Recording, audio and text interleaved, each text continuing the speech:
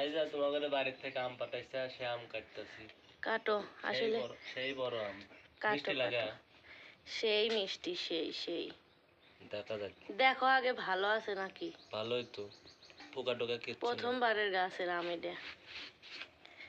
এই সেই এটা মাছ দিয়েছো।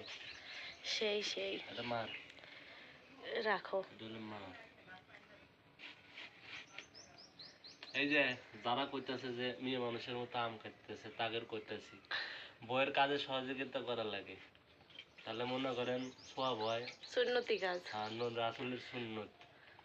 আর যারা কবেন যে মেয়ে মানুষের মতো কাজ করতেছে, মেয়ে মানুষ বউ থেকে ভয় ভাই, আসলে যারা বউ ভালোবাসে না তারা ওই সকল কথা কয়। ঠিক আছে না? ঠিক।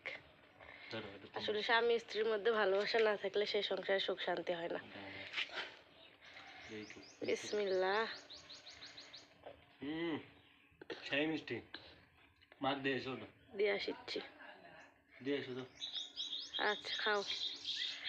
সেই স্বাদ না? শ্বশুর শরীর জন্য দোয়া করো, খেয়ে দেয়।